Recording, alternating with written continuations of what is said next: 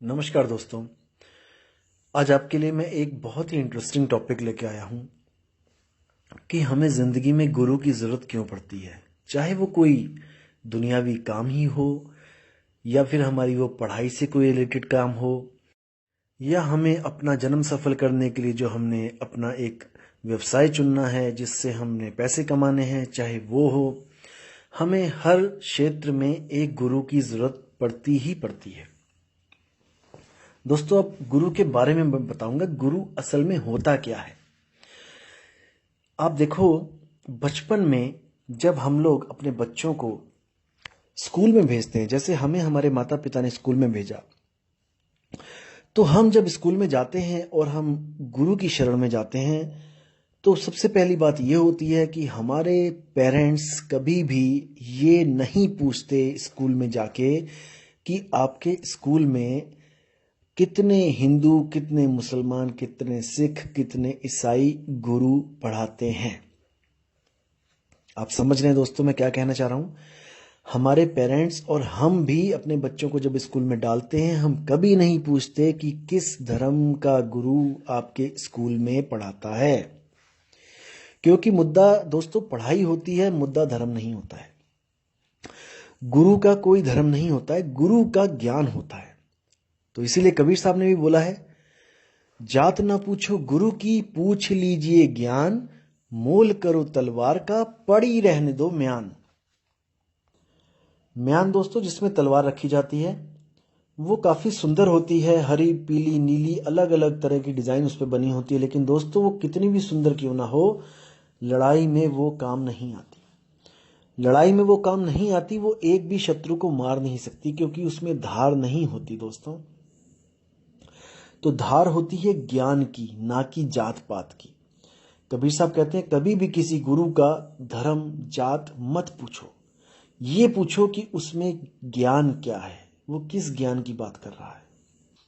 दोस्तों ये बहुत जरूरी है कि हमारी जिंदगी में गुरु बचपन से ही आए, तभी हमारा जन्म सफल हो सकता है। अगर हमें कोई गुरु ना मिले तो हमारी क्या हालत होती है, आप खुद समझ सकते हैं। जो हमारे जो अक्षर हैं, जो हम बोल रहे हैं, ये अक्षर तक गुरु हमें बोलना सिखाता है।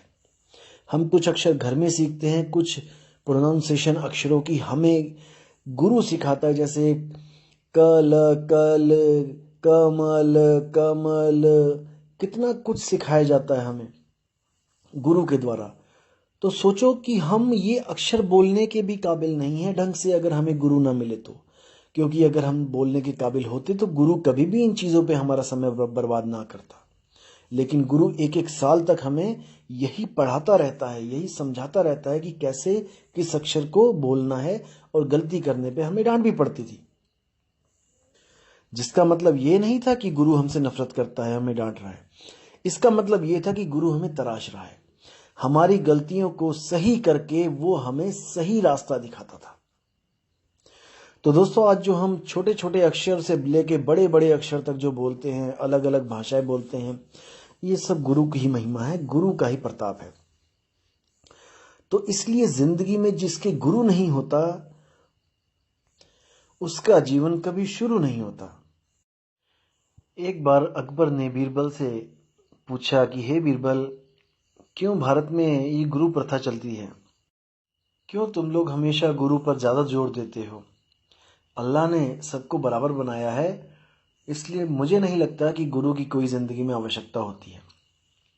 बीरबल उस वक्त तो खामोश रहा, लेकिन उसने महाराज से कहा कि महाराज आप ऐसा करो, मुझे 5 साल का समय दो, मैं आपको बताऊंगा कि गुरु की जरूरत क्या होती है।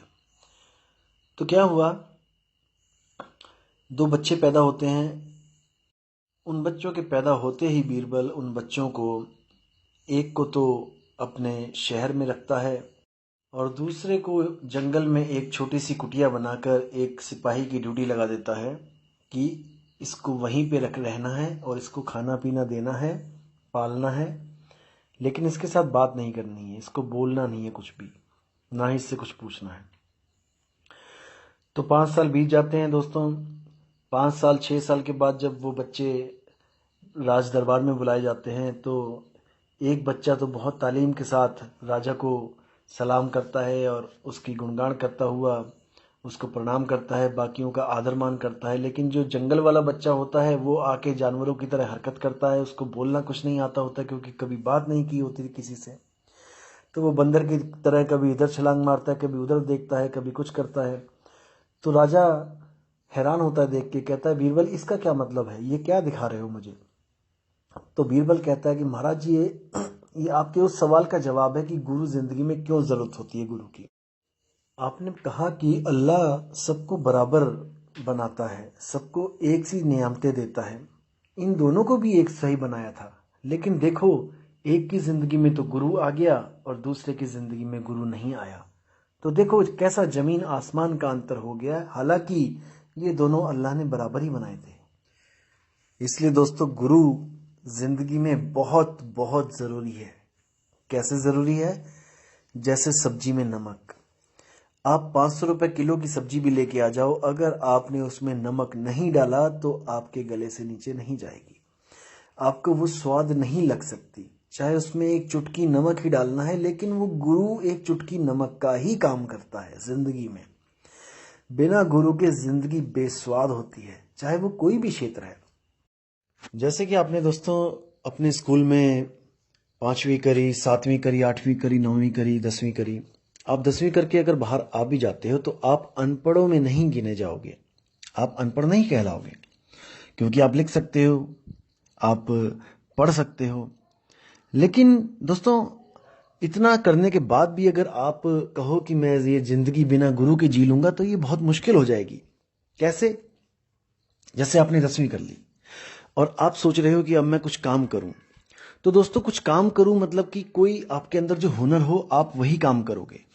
हुनर कैसे? मतलब कोई टीवी ठीक करता है, कोई कार ठीक करता है, कोई घर बनाता है, जैसे मिस्त्री का काम है, या फिर कोई प्लम्बर का काम करता है। ये सब दोस्तों, ये सब सीखने के लिए आपको किसी ना किसी के पास जाकर काम सीखना ही पड़ेगा। गुरु की जरूरत पड़ेगी ही पड़ेगी। अगर आप कहो कि मैं बिना किसी के पास गया मैं प्लम्बर बन जाऊं, मैं मैकेनिक बन जाऊं, मैं कोई टीवी मैकेनिक बन जाऊं, मैं कार मैकेनिक बन जाऊं, तो दोस्तों ऐसा संभव नहीं है। आप सीख सकते हो खुद से, ऐसी बात नहीं कि नहीं सीख पाओगे। आप भी कोई टीवी खोल लो और उसमें देखते रहो कि क्या क्या चीज कहाँ लगी है, कैसे कैसे डायोड लगे हैं, कैसे कैसे उसमें प्लग्स लगे हैं। लेकिन वो प्लग खराब हो जाए तो उसको ठीक कैसे करना है, ये आपको बताने के लिए एक गुरु का होना बहुत जरूरी है। आप नकल तो कर सकते हो बिना गुरु के, लेकिन नकल के लिए भी दोस्तों अकल की जरूरत होती है। जब आप कहीं फंस जाओगे, जब आप आगे काम नहीं कर पाओगे, कोई काम नहीं बनेगा, तब आपको जरूरत पड़ेगी ही पड़ेगी गुरु की। इसी तरह दोस्तों अगर आपने कोई केवल 10वीं करके अगर आप बाहर जाते हो, 8वीं 5वीं करके अगर आप स्कूल से बाहर निकलते हो और आप किसी दुकान पे भी अगर जाते हो छोटा मोटा काम ढूंढने, तब भी आपसे दुकानदार यही पूछेगा, बेटा तुम्हें आता क्या है, किस चीज का हुनर है तुम्हारे पास। याद रखो दोस्तों, अगर आपके पास हुनर है तो आपको उस क्षेत्र में कोई ना कोई काम जरूर मिल जाएगा और आपको अच्छी आमदनी होगी। लेकिन अगर आपके पास कोई हुनर नहीं है तो याद रखना दोस्तों, आप अगर कहीं पे काम प्राप्त कर भी लेते हो तो आपको झाड़ू पोछे के अलावा, साफ सफाई के अलावा या चाय पानी पकड़ाने के अलावा और कोई काम नहीं दिया जाएगा, क्योंकि आप में कोई हुनर है ही नहीं। तो गुरु की जरूरत होती है आपके अंदर हुनर पैदा करने की।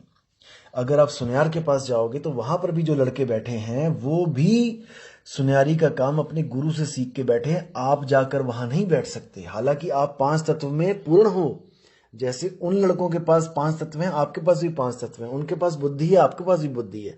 उनके पास मन है, आपके पास भी मन है, सब कुछ है। उनके पास आत्मा है, आपके पास भी आत्मा है। लेकिन फिर भी केवल गुरु ना होने के कारण आप वहां नहीं बैठ सकते, हुनर ना होने के कारण आप वहां नहीं बैठ सकते। और जो लोग कहते हैं कि गुरु देह होता है, उनसे बड़ा इस दुनिया में मूर्ख कोई नहीं है। गुरु देह नहीं होता, गुरु ज्ञान होता है दोस्तों। गुरु होता है ज्ञान। जैसे बचपन से लेके आप आज तक जितनी भी क्लासें पढ़े हैं दोस्तों, गुरु आपने बनाए हैं। बिना गुरु के आप एक कक्षा भी पार नहीं कर पाए।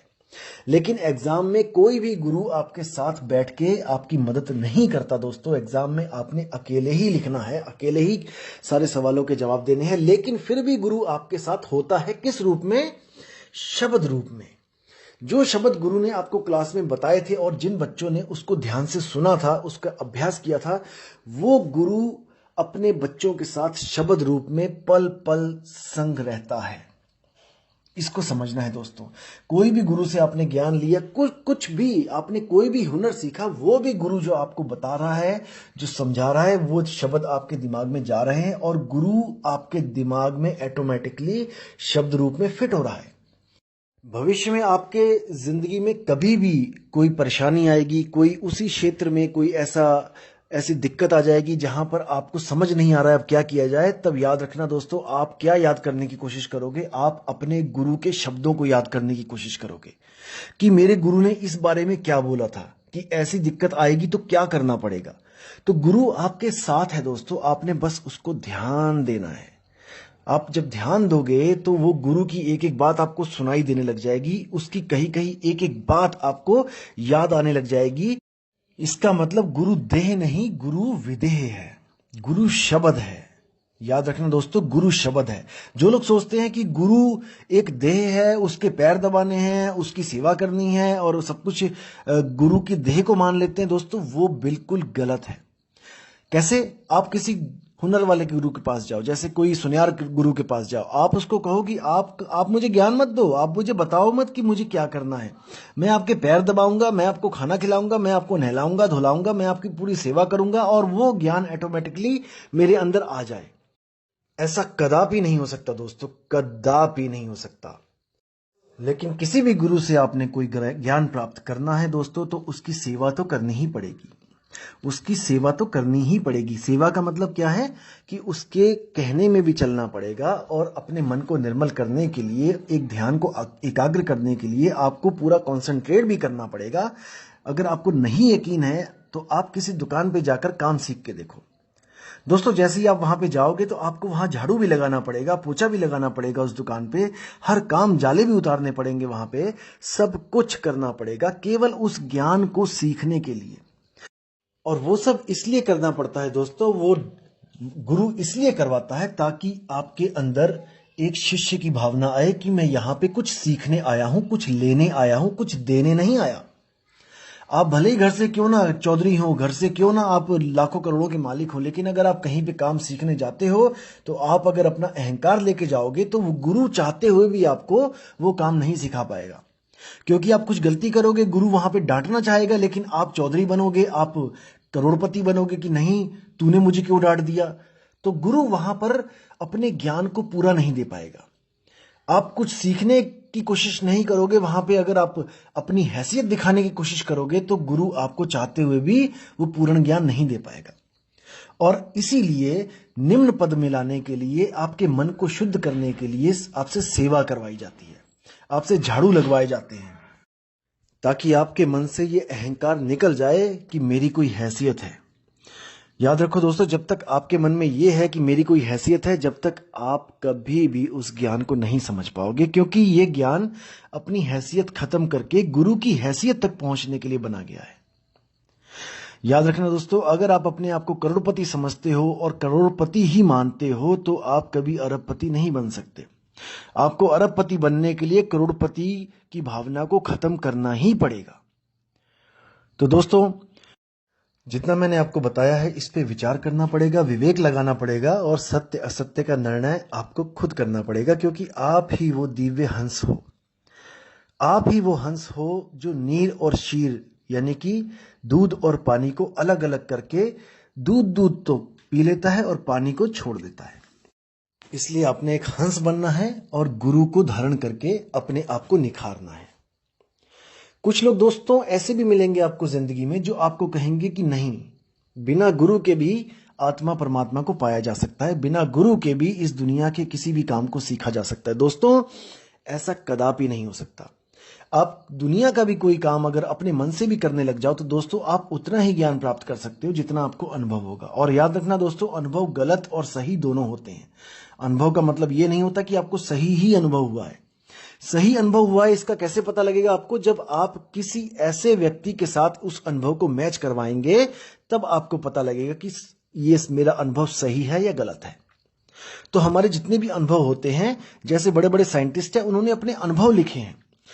याद रखो दोस्तों, अगर 1000 बार उसको अनुभव हुआ है, जैसे आइंस्टाइन ने बल्ब बनाया था, तो उसने बताया कि मैंने 1000 बार कोशिश करी और जिसमें से 1000 अनुभव में से 999 अनुभव मेरे गलत थे, क्योंकि जब उसने आखिरी बार 1000वें अनुभव में जब बल्ब बनाया तब उसको रोशनी बल्ब से प्राप्त हुई। इसका मतलब कि उसने जो 999 बार जो कोशिशें करी थी, जो अनुभव प्राप्त किया था, वो गलत था। अगर उन 999 तरीकों से अगर आप अनुभव प्राप्त करने की कोशिश करोगे तो आप भी जीरो तक ही पहुंच पाओगे, क्योंकि उसके वो अनुभव ही गलत थे। तो वो जो 1000 में से एक अनुभव जो सही था, जब आप उसके साथ उसके कहे पे चलोगे, उसके अनुभव को अपना अनुभव बनाकर उस पर प्रैक्टिकल करोगे, तब ही दोस्तों आपको भी ऐसे बल्ब से रोशनी प्राप्त होगी, जिसको हम उसका सफल अनुभव कहते हैं। तो दोस्तों, विचार करना है, विवेक लगाना है, ऐसे ही किसी के पीछे नहीं चले जाना है। मैं फिर से बोलूंगा, दुनिया में हजारों लाखों गुरु हैं, एक पत्थर उठाओगे 2 गुरु निकलेंगे, ऐसी स्थिति हो चुकी है आज। लेकिन दोस्तों याद रखना, गुरु बहुत बहुत बहुत ज्यादा सोच समझ के करना चाहिए, विवेक लगा के करना चाहिए। कभी भी ये नहीं देखना चाहिए कि उस गुरु की संगत कितनी है, वो कितना लाखों में खेलता है, वो हवाई जहाज से आता है, वो हेलीकॉप्टर से उतरता है, उसके पास इतने सेवादार हैं, उसके पास इतनी जमीनें हैं, उसके पास इतना बड़ा नाम है, मंत्री संतरी उसके आगे पीछे घूमते हैं। कभी नहीं।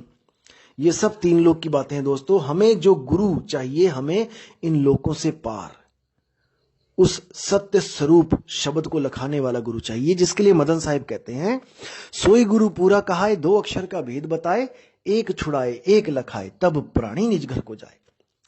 इन्हीं 2 अक्षरों के बारे में नानक साहब कहते हैं, जेतु पढ़िया पंडित बिन 2 आखर 2 नामा, प्रणवत नानक एक लंगाए, जो कर सच समावा। कबीर साहब भी कहते हैं, कहें कबीर अक्षर 2 भाख, और होगा खसम तो लेगा राख। इन्हीं 2 अक्षरों पे, इन्हीं 2 नामों पे, गुरु के जो 2 अक्षर 2 नाम है, इन पे पूरी चर्चा होनी चाहिए, और इनमें से जो सच्चा नाम है उसको पकड़ा देना चाहिए, और जो झूठे नाम है उसको हटा देना चाहिए। तो इसी के साथ मैं अब इस ऑडियो को पूर्ण विराम दूंगा, और आपसे उम्मीद रखता हूं दोस्तों कि आप विवेक और परख करते जाएंगे, करते जाएंगे, करते जाएंगे, और सत्य की तरफ अग्रसर होते जाएंगे। तो अपने भाई को आज्ञा दीजिए, और मैं अगली बार नई ऑडियो लेके आऊंगा, जिसमें आपको बताया जाएगा कि आध्यात्मिक क्षेत्र में कितने प्रकार के गुरु होते हैं और वो क्या क्या ज्ञान आपको देते हैं, हमने उसमें से असली गुरु को कैसे चुनना है। तो दोस्तों, उम्मीद करता हूं आपको ऑडियो अच्छी लगी होगी। तो मिलेंगे अगली बार नई ऑडियो के साथ। साहिब बंदगी सपना। नमस्कार दोस्तों, आज आपके लिए मैं एक बहुत ही इंटरेस्टिंग टॉपिक लेके आया हूं।